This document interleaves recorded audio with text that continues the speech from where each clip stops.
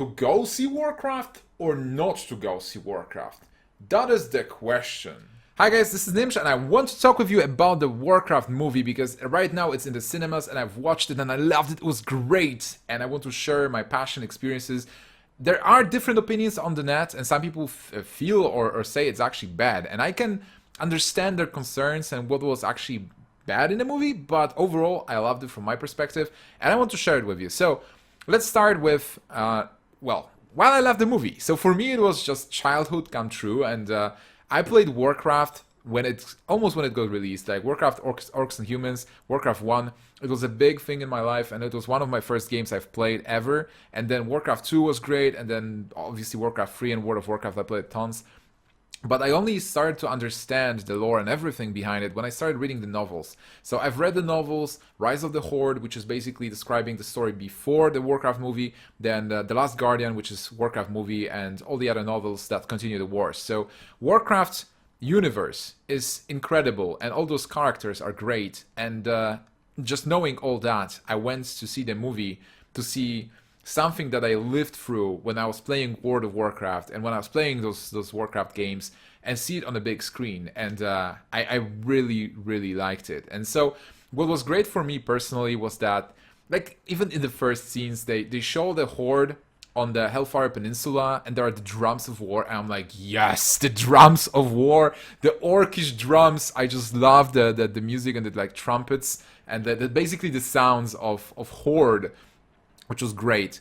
And I think like the orcs were depicted pretty in a great fashion as well, like facial expressions, everything. It felt like I'm in World of Warcraft with so good graphics, and I'm like inside the movie, and I'm watching the Horde from within. What I really liked also was that they showed Draenei. Like obviously they weren't perfect, and that those are like slaves, lifeless slaves more or less, but I was afraid they would try to change the story and maybe show Garona as a half elf, half orc, which would be like half human, which would be terrible. Like they didn't say she's half Draenei, but she said she's half orc, and she was talking to the Draenei. So I was happy that the Draenei was there. Nobody was changing that. So it was actually in the actual story from the novels. So characters, let's talk about characters. I mentioned Garona. I think Garona went pretty well overall. A nice looking orc, a half orc lady, and she was kind of like in between worlds, which is a cool concept overall. That she's not orc, she's not,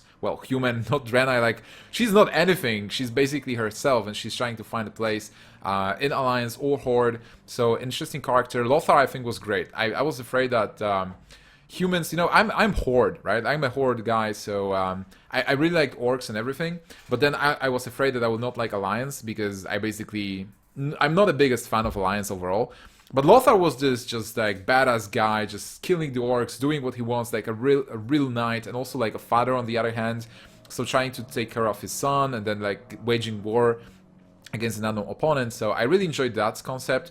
And King Lane also, I was afraid that, because Lane is not really depicted well in the novels and the game as well, like he's basically this random king just sitting on a throne when he's getting wrecked when orcs win and destroy Stormwind. So I was afraid like Lane will be just especially compared to Lothar, Lothar being so badass and being a great general and everything, and then Lane being this king being like, yeah, I'm just a pampered noble king, whatever, I can't even fight. But then they showed Lane fighting in the canyon, and he looked like badass as well in the armor and what everything. It's like, we will protect the king, and king is like, I can protect myself, guys. Like I can actually kill the orcs. So that was pretty cool. And then Magni was there as well from the dwarves, and like we actually started in Ironforge for a moment, which is great for all the dwarf fans. And the guys who enjoyed it, the engineering and everything, like pistols. So we've seen those cool characters in the movie, and obviously orcish characters. Oh man, just Gul'dan. I am a Gul'dan fan, and because I was playing Warlock mostly in the World of Warcraft, he was shown in a great way as well as the kind of like a leader of the Horde, because he is like the strongest at the moment when the Warcraft 1 is being shown, like Warcraft the beginning.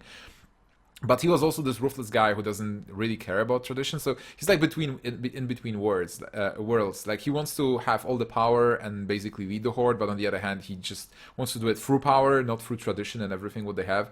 But still, he was super powerful, and then the moment when he is challenged in the Magora versus Durotan, and they fight, and he's like, "Well, I guess I'll do it myself," and he like puts the cloak down, and then there are those like skeletal things from his sticking from his back, and he actually fights like a normal, real orc, not just withered old warlock. Like he's an actual fight guy who can fight. So that was great. And overall, like Durotan was great, Draka, like their relationship. So all the characters, like all the small things, like even Grommash was there from time to time, not saying anything, but then like Grommash was just, "Hello, I'm here in the movie as well, and this is my Gorhal," like whatever. So those small things I really liked. Even Khadgar, you know, like Khadgar being this funny guy, and he was a bit out of place because everybody was like super serious and like knights and orcs, and we were fighting, and then Khadgar was like this young guy with ghosts and magic and everything. But I think he fit well. Like he was kind of like the center point of the movie in a way because he was here and there, like everywhere, and he was really powerful himself, like using all the spells. And Medivh, I think Medivh just didn't have. There wasn't enough time to develop Medivh as a character. Like it was good for me that I knew the backstory of Medivh, and but overall, like he was just okay. I'm Medivh. I'm the good guy, but I'm distant. And then I'm Medivh. I'm a bad guy. So I know the story of Medivh, which is really tragic overall, and we are actually working on a top 10 lore facts about Medivh as well that we will see pretty soon. But overall, Medivh, I think, wasn't depicted in a good way because why should you care? And I think that was the problem of the movie overall for people who do not know the background stories of all the characters and everything that was happening, because you just don't have enough time to start liking the characters, to get to know the characters. For example, like Lane, Lothar, Khadgar, Garona, they were friends. Like in Medivh, they were friends. Like they were like fighting together. They were doing stuff together. Because this first part of the movie when the orcs do sieges, well, not the sieges, like basically when the orcs go through the not even portal, like they go to the world, they become friends. Like those guys fighting the orcs, and it's weeks. I think it's even months when they do it. So they really bond together. Like Garona actually has a relationship. Is in a relationship with Medivh in a way, and because they spend so much time in the tower in Karazhan, and Khadgar is there studying as well. So this was super short, like because from our perspective, watching the movie, it seemed like it's days. Like it's just orcs get in, they fight, they do the stuff, and then the war kind of ends. So I understand that there wasn't enough time, but for people who just don't know the story, they, instead of looking for those tidbits of relationships and everything, because Garona was supposed to have a relationship with Medivh, not with Lothar, and everybody who would watch the movie would tell me, hey, they had a relationship with Lothar. So I was watching for those small tidbits, like him giving her a flower, or like the smile there. Those things were good for me, because it was like somebody tells you a great story, and then you just look at the moments from the great story, and you connect the facts. So I think for people who didn't play World of Warcraft, who don't know the lore of Warcraft 1, they didn't read the novel, maybe it was kind of like not really coming together, everything, but then you still enjoy Warcraft. So if you like Warcraft, you can still enjoy the movie greatly, because the characters are cool, it's funny, there's like great battles, and the scenery is amazing. Like we see Stormwind, we see Dalaran, Ironforge, like a bit of Ironforge, Karazhan. So all those locations that you can actually visit in World of Warcraft are in the movie as well. So for me, it was great. Like I just had fun from the very beginning till the end, and even it didn't bother me that some changes were there as well. So like probably what bothered me is that the Stormwind didn't get destroyed. So normally at the end of War 1 finishes, so Warcraft 1 finishes, orcs, they dominate the land. They destroy Stormwind, and all the people, they have to run away and travel north to Lordaeron. And then like the Stormwind being destroyed means that the Masons Guild has to rebuild the Stormwind, and there's the Onyxia threat as well. So all those things, like destroying Stormwind is important for the lore. And then Warcraft 1 finished with Stormwind intact, and everybody's like, hey, orcs kind of defeated us, they killed a lot of people, but let's rally and let's fight again. And I'm like, wait, that Stormwind should be destroyed. You should be running away, and then orcs are building ships, and they should be like, you know, trying to chase you north, instead of being like, oh yeah, we kind of won the war, but we didn't. We just stabilized the portal, and now we have to destroy the Stormwind suddenly.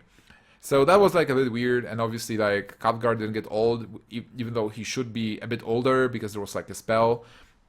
And they didn't exactly explain what happened with Medivh. Like, hey, Medivh is a traitor, okay? Like, you get the tidbits because of that, but you don't know that he's Sargeras and he's Eredar and what's up with that. So, if you got interested in Warcraft lore because of the movie, definitely read the novels.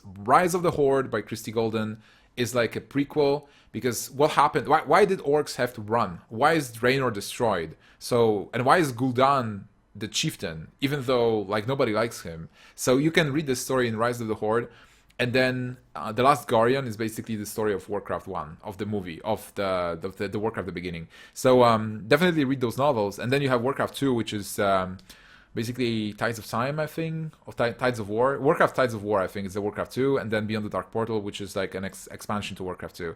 So all those things are there for the taking, and I hope that we'll get Warcraft 2 because it's like this movie was really cool to see, and even though it wasn't the best movie I've seen in my life, I still enjoyed it greatly, and I would watch it again. And I'm probably going to the cinema next week to watch it again, to memorize it, and to see all the things I missed, like a Murloc. Like I've heard the Murloc. There was a Murloc at one point, but I haven't seen it. Like small things like were really great, like Karazhan exploding, and then like the land near Karazhan getting barren, which is exactly what you can see in the game, and the land changing. So the wastelands or wasteland, whatever the location is called, where you have the Dark Portal in Eastern Kingdoms, is basically a lush forest area, and then Gul'dan and the orcs go through, and it's like barren as well. So all those small things were great.